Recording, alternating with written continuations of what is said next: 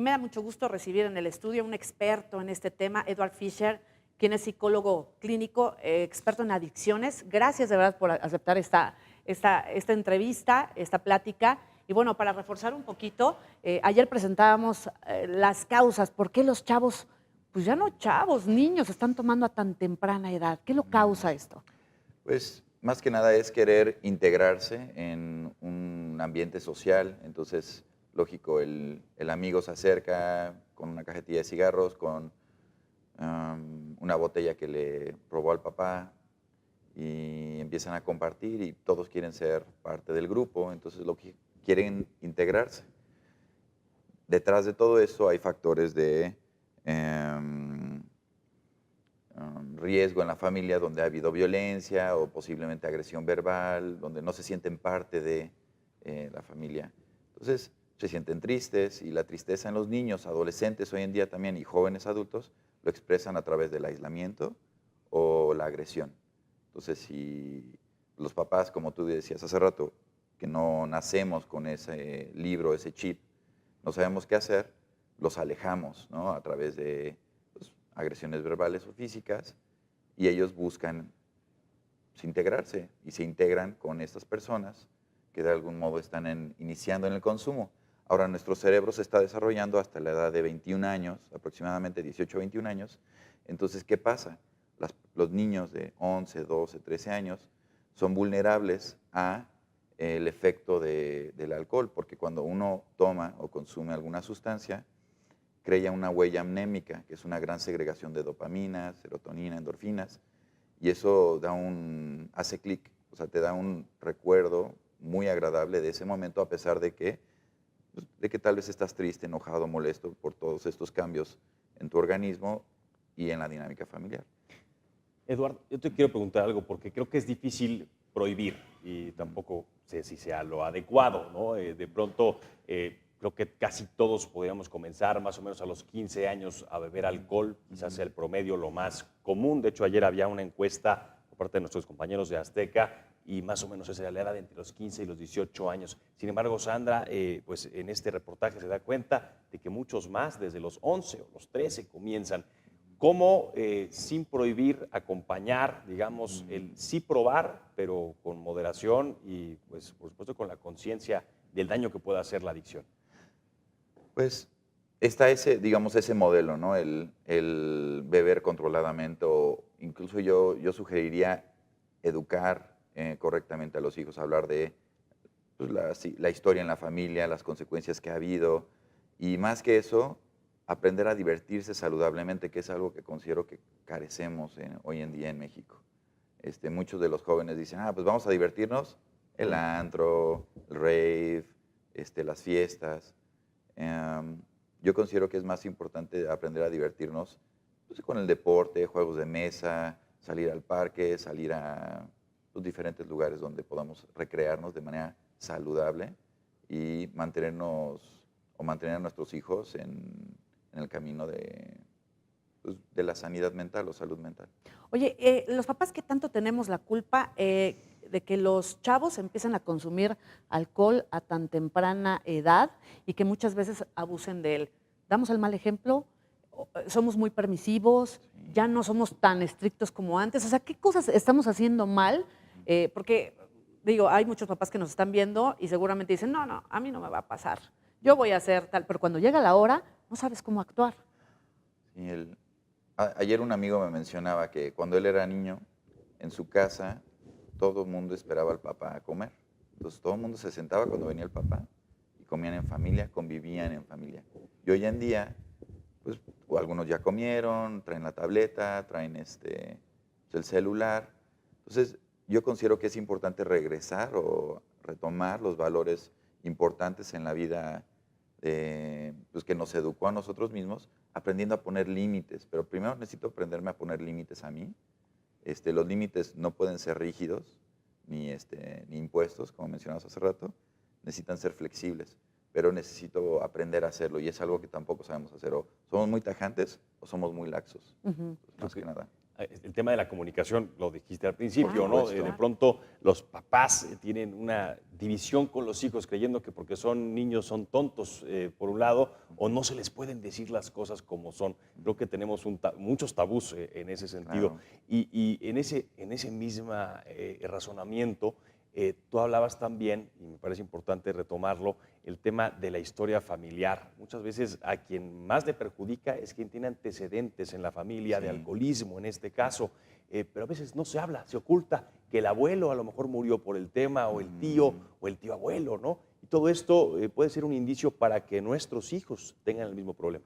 Sí, te digo, el hablar de adicciones en la familia del mexicano es tabú, siempre ha sido, ¿no? El de qué murió el abuelo, es que le dieron un pelotazo en el estómago y se desangró cuando tenía varices esofágicas ocasionados por el consumo del alcohol. Entonces, definitivamente tener una buena comunicación, hablar de lo que no hemos hablado, de los secretos de familia, o sea, pero ¿para qué? Para realmente tener la experiencia sin haberlo vivido y ahorrarme el repetir ese patrón de comportamiento, ese ciclo de vida. ¿Y qué pasa? También crecemos con el ideal de, es que mi abuelo era el primero que llegó a la fiesta y el último que se iba. Entonces, el decir, bueno, ¿y qué pasa si empiezo a admirar al abuelo por lo que hizo bien? O a las personas que de algún modo son ejemplos a seguir. Y si yo admiro a una persona que es ejemplo a seguir en su vida, pues voy a tener más oportunidad de tener una mejor calidad de vida. Oye, estamos viendo chavos, yo lo decía ya en el reportaje, que ya no solamente toman cubas, ¿no? Ahora son después botellas y empiezan a hacer una serie de, una cierta tolerancia, ¿no? Al alcohol y ya aparecen carreras y demás. Es fácil caer en una adicción, porque muchas veces decimos, incluso nosotros los papás, ay no, yo bebo socialmente y a mí nunca me va a pasar, yo no soy alcohólica y demás. ¿Es fácil caer en algo así? Sí, hay 3 etapas, es uso, abuso y dependencia. Uso, cuando lo hacemos socialmente, voy a tomarme 3 cubas y ya. Abuso es cuando digo, voy a tomarme 3 cubas y me tomo 6 cubas. Y dependencia, y bueno, y ya sucede un accidente, o falto a la escuela, o tengo un accidente. Y dependencia es, para divertirme, necesita haber alcohol. Es más, ya no importa que haya comida, necesita haber alcohol. Ya cuando tengo una dependencia de, ay no, estuvo bien aburrido porque no había alcohol o pues es que no me eché tantas cubas y pues como que no me divertí mucho o de plano por alguna razón no podías tomar, dices, no, me la pasé horrible, ya O no podría quiero ser, ir a la fiesta. no quiero ir a la fiesta, así es, ¿ya soy alcohólico? Pues posiblemente haya ya ciertas características entre abuso y dependencia. Uno de los factores importantes para notar es, ya me está yendo mal en la escuela, o ya me está yendo mal en el trabajo, me estoy peleando contra todos, de algún modo siento que hay un complot en mi contra, o noto que esos comportamientos en mi hijo es cuando realmente hay Claro. que... Y veo mucho, es que, perdón, Sí. tengo tantas preguntas porque te decía, yo soy mamá de un chavo de 18 años y veo que las cosas pues no estaban como cuando yo tenía 18, cuando teníamos 15, que no había alcohol, ¿no? Por ejemplo, para ir a una fiesta de 15 años. Hoy si no hay alcohol, pues no hay fiesta, o se aburren, o salen a comprar botellas. ¿Cómo decirle a los papás que ya tienen que preocuparse por un hijo? Es decir, ¿cuáles son los focos rojos que nosotros como papás debemos de estar alerta y decir, caray, ya hay un problema? O sea, ya no nada más es diversión o, ay, sí, tiene 18 años, pues es normal, llegó tomado. ¿Cuándo hay que ya preocuparnos? Pues cuando empecemos a notar este término, o bueno, cuando empecemos a notar que está más agresivo, o está más aislado, no sale de su cuarto, dejó de hacer las actividades que hacía antes, ya no le interesa socializar o estar con nosotros, considero que es importante ya empezar a hablar. Pero como mencionabas hace rato, tiene que haber respeto en esta comunicación, no es ni regañarlo, al contrario, es acercarse de algún modo, con amor, con cariño y con el afecto que se tiene. Ahora, si tenías alguna Es pregunta que tú más. decías hace rato algo importante, de pronto, es que me aburro porque como yo no tomé, pues me aburrí. Tiene mucho que ver también con el círculo, ¿no? Porque los otros que están a lo mejor enfiestándose con alcohol y a lo mejor tú en ese día, pues no. Más bien, tú crees que tendrías que estar igual para divertirte y quizás más bien hay que encontrar las maneras, ¿no? No sé. Sí, hoy en día en Puebla hay muchas maneras de divertirse saludablemente, considero. la pregunta es, ¿cómo puedo incluir a mi hijo en esas diversiones sanas?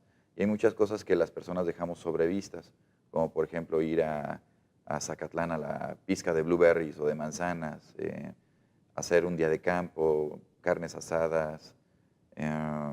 Pues hay muchos lugares donde nos podemos divertir. La idea es incluir a los compañeros, perdón, a nuestros hijos en esa diversión sana.